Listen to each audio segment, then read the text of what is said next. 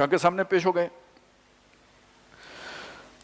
تو جب وہاں کھڑے انہیں فقالو تو انہوں نے کہا ربنا رب السماوات والارض, ہمارا جو رب ہے وہ آسمانوں اور زمین کا رب ہے. یہ کس کو کہہ رہے ہیں؟ جو خود رب ہونے کا دعویٰ کر رہے ہیں. کہہ رہے ہیں میرا آرڈر چلے گا. وہ اسے کہہ رہے ہیں تمہارا آرڈر نہیں چلے گا, اتھارٹی تیری نہیں ہے, اتھارٹی تو اس کی ہے. یہ ریٹ کا جھگڑا ہو گیا ہے. گویا اس کی ریٹ چیلنج ہو رہی ہے, اس کے منہ پہ کہہ رہے ہیں کہ ہمارا رب وہ ہے. لن ندعو من دونہ الہا, اس کے سوا ہم کسی اور معبود کو نہیں پکاریں گے, کسی کی اتھارٹی تسلیم نہیں کریں گے, اس کی مانیں گے. اچھا دیکھیں, وہ پہلی بات بھی کہنا کافی تھا نا, جو دوسری بات کہنے کی ضرورت اضافی یعنی مزید غصہ دلانے کی کیا ضرورت ہے؟ اتنا کھول کے بیان کرنے کی کیا ضرورت ہے؟ ملفوف انداز میں کرو. تو یہ فقیہ مسلط بینج اور ہوتا ہے اور داعی حق اور شے ہوتا ہے. داعی حق کا کام یہ ہے غصہ آئے تو آئے, بات پوری پہنچ جائے.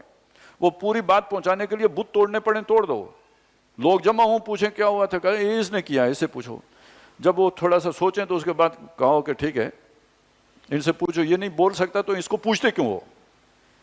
اب چڑھتا ہے غصہ تو چڑھے, آگ میں پھینکتے ہیں تو پھینکیں. بات سمجھ میں آ گئی ہے نا, اچھی طرح اتری ہے نا دماغ. یہ فنکشن ہے نبی کا. ان کو بھی اللہ نے مقام دعوت پہ کھڑا کیا تھا, لہذا انہوں نے کوئی گول مول بات نہیں کرنی تھی جیسے ہمارے اصحاب کر لیں, بلکہ یہ کہ انہوں نے پوری بات کھول کے رکھی ہوئی اس کے سامنے. یہ ہوتی ہے رشد.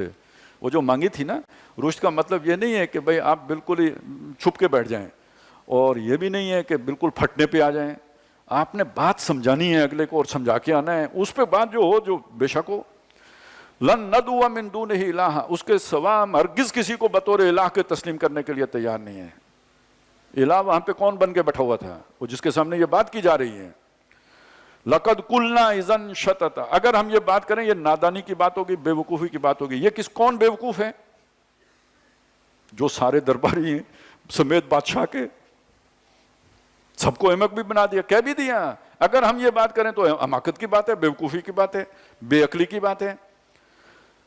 بات یہاں بھی نہیں رکی. ہاں اولائے قومنا, یہ ہماری قوم ہے, یہ سارا جو دربار بھرا ہوا ہے یہ ہماری قوم ہے.